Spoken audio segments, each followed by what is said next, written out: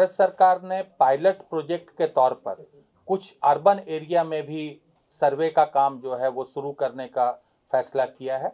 6 जगहों पर हम लोग छोटे बहुत बड़े नगर निगम नहीं, जो छोटे नगर परिषद हैं, उन क्षेत्रों में हम लोग अर्बन सर्वेक्षण का भी कार्य शीघ्र शुरू करेंगे। वो सोनपुर नगर परिषद है, बक्सर नगर परिषद है, राजगीर नगर परिषद, तारापुर नगर पंचायत, बांका नगर परिषद और डेहरी नगर परिषद। नमस्कार, हमारा नाम है समरीन और आपने देखना शुरू कर दिया है लाइव सिटीज। देखिए, हमने आपको पहले ही बताया है कि जमीन सर्वे को लेकर के क्या कुछ बड़ी जानकारी मिल रही है, गुड न्यूज क्या है वो भी आप जानते हैं। लाइव सिटीज ने आपको पहले ही बताया था कि जमीन सर्वे की समय सीमा को बढ़ा दिया गया है, लेकिन इसी बीच एक और बड़ी खबर हम आपको देने जा रहे हैं। देखिए, आपको बता दें कि बीते दिन राजस्व एवं भूमि सुधार विभाग के अपर मुख्य सचिव दीपक कुमार सिंह ने बड़ी प्रेस कॉन्फ्रेंस की थी और इस पीसी में उन्होंने एक और बड़ी बात का जिक्र किया था।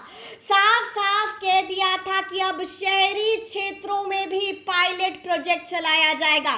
क्या कुछ कह रहे हैं शहरी क्षेत्रों में सर्वे को लेकर के दीपक कुमार सिंह, सबसे पहले आप उनको सुनिए। भारत सरकार ने पायलट प्रोजेक्ट के तौर पर कुछ अर्बन एरिया में भी सर्वे का काम जो है वो शुरू करने का फैसला किया है। अभी अंतिम रूप से चयनित नहीं हुए हैं, लेकिन कुछ 6 जगहों पर हम लोग छोटे बहुत बड़े नगर निगम नहीं, जो छोटे नगर परिषद हैं, उन क्षेत्रों में हम लोग अर्बन सर्वेक्षण का भी कार्य शीघ्र शुरू करेंगे, जिसमें उनका भी ड्रोन के माध्यम से और फ्लाइंग के माध्यम से उनका मैप तैयार किया जाएगा और फिर फील्ड वेरिफिकेशन करके वहां पर भी हम लोग जमीन के कागजात तैयार करेंगे। जो हम लोगों ने अभी इसको भारत सरकार के स्तर से अंतिम स्वीकृति नहीं मिली है, लेकिन हम लोगों ने जो प्रस्ताव भेजा है 6 जगहों का, वो सोनपुर नगर परिषद है, बक्सर नगर परिषद है, राजगीर नगर परिषद, तारापुर नगर पंचायत, बांका नगर परिषद और डेहरी नगर परिषद।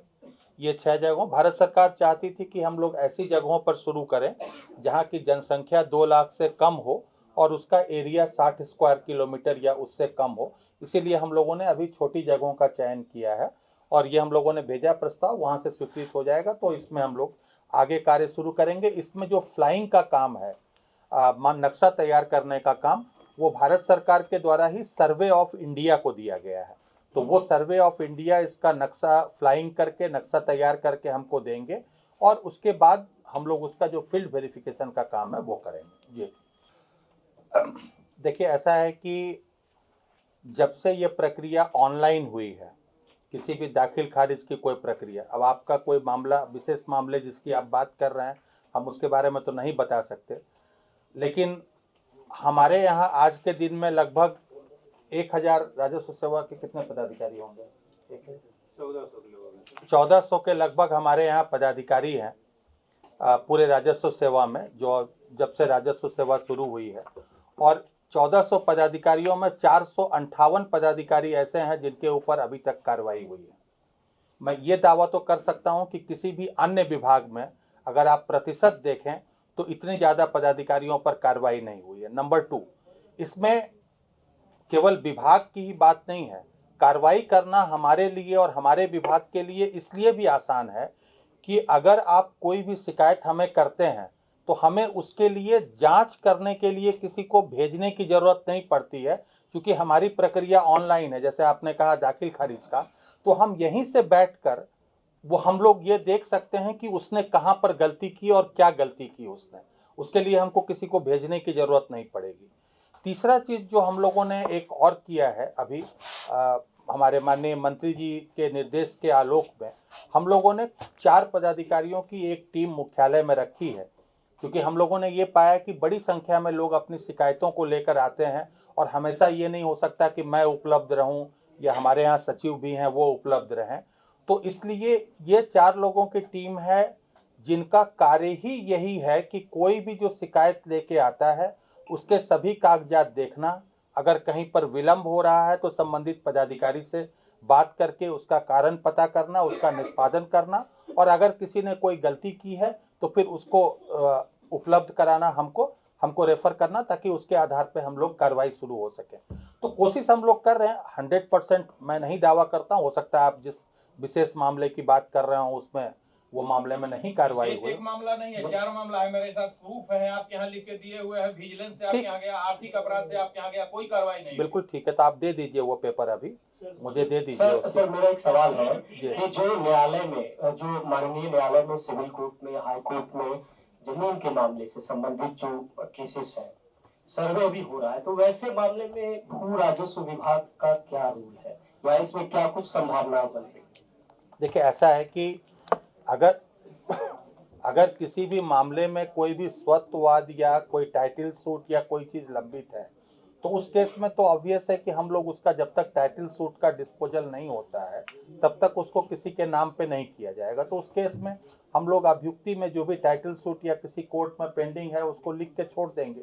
जब सक्षम न्यायालय से उसका निष्पादन होगा तब उस अभिलेख में सुधार होगा, क्योंकि जो भी खतियान बनता है, अभी रिकॉर्ड ऑफ राइट जो भी बनता है, वो रिकॉर्ड ऑफ राइट ऐसा नहीं है कि वो रिकॉर्ड ऑफ राइट चेंज नहीं होता है।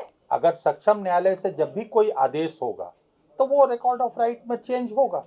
बिल्कुल। एक सवाल और था, जो सर्वे को लेकर कई बिहार के लोग हैं जो बिहार से अलग राज्यों में रह रहे हैं या विदेशों में रह रहे हैं, जो एनआरआई है, जो बाहर है, जो विभिन्न राज्यों में रह रहे हैं, तो वैसे लोगों को कैसे सूचित किया जाएगा कि सर्वे हो रहा है? आपको अपना जिनका भी खतियान है वंशावली, इसको लेकर उनको जानकारी मिले या क्या सरकार कर रही है? देखिए, ऐसा है कि सर्वे की भी पूरी प्रक्रिया ऑनलाइन है, तो जो अपना जो सेल्फ डिक्लेरेशन दाखिल करना है, वंशावली दाखिल करनी है, वो पूरी प्रक्रिया भी ऑनलाइन है। इसलिए कोई व्यक्ति पटना में बैठा हो या मुजफ्फरपुर के गांव में बैठा हो या वाशिंगटन में बैठा हो, वो जहां से बैठा है वहां से वो अपनी सेल्फ डिक्लेरेशन अपना जो है दाखिल कर सकते हैं। तो इसलिए उसमें ऐसा कोई नहीं है कि किसी व्यक्ति को व्यक्तिगत रूप से आकर कहीं पर दाखिल करना है, ये ऑनलाइन दाखिल करने की प्रक्रिया है। तो इसलिए इसमें कोई परेशानी नहीं है कि कोई नहीं आ सकता। दूसरी, हम लोगों ने ये भी क्लियर किया है, बिल्कुल अखबारों में विज्ञापन के माध्यम से क्लियर किया है कि ये धारणा बहुत लोगों में थी कि जब सर्वे होगा हम अपनी जमीन पर खड़े नहीं रहेंगे तो हमारी जमीन बिहार सरकार की हो जाएगी। ऐसा बिल्कुल नहीं है। और हम लोगों ने कई सारे क्लैरिफिकेशंस भी बीच में निकाले हैं। जो 16 बिंदुओं पर हम लोगों ने क्लैरिफिकेशंस बीच में निकाले थे, अभी लगभग मुझे लगता है 20 दिन पहले, उसमें बिल्कुल ये स्पष्ट किया गया है कि आपकी जमीन अगर रैयती है पिछले में और आपके पास अभी मिनिमम कागजात भी अगर हैं तो वो जमीन आपकी बिहार सरकार की नहीं हो सकती है। तो इसलिए हम लोग उसको, जो मिनिमम कागज है आपके पास, रसीद है, केवाला है, जो दखल कब्जा है, आपके बगल के जो पड़ोसी हैं उनके किसी केवाला में आपकी बाउंड्री में आपका नाम दिया हुआ है, हम लोगों ने हर तरह का ऑप्शन दिया है। इसलिए मिनिमम परेशानी हो किसी को, हम ये कभी नहीं चाहेंगे कि किसी आदमी की रैयती जमीन जो है वो बिहार सरकार के नाम हो जाए।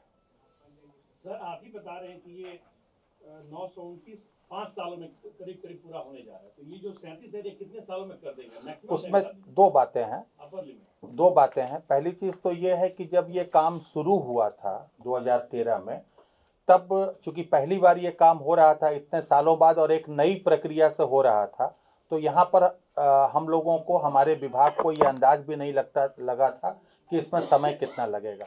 लगभग 5 साल का समय तो केवल वो जो हवाई सर्वेक्षण के परमिशन लेने, हवाई सर्वेक्षण कराने और उसी में लग गया। उसके बाद जब काम शुरू हुआ तब हमारे पास पर्याप्त कर्मी नहीं थे कि हम एक बार में ले सकें।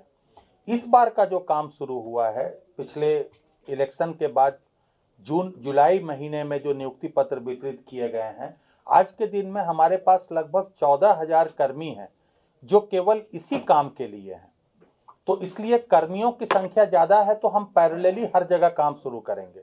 और अभी इनिशियली हम लोगों ने थोड़ा सा फील्ड में स्लो केवल इसलिए किया था ताकि लोग, जो बहुत ज्यादा लोगों में जो पैनिक हो गया था अपने कागजात इकट्ठा करने के लिए, हम चाहते थे कि वो सेटल हो जाए, लोग अपने सुधार जो करें वो करवा लें, तब हम क्षेत्र का काम शुरू करें। तो सुना आपने कि कौन सी बड़ी जानकारी दी है राजस्व एवं भूमि सुधार विभाग के अपर मुख्य सचिव दीपक कुमार सिंह ने। तो अब देखना होगा कि आगे आगे क्या कुछ होता है। तो ऐसे तमाम अपडेट्स के लिए बिल्कुल ऐसे ही हमारे साथ बने रहिएगा और देखते रहिएगा लाइव सिटीज। बहुत शुक्रिया।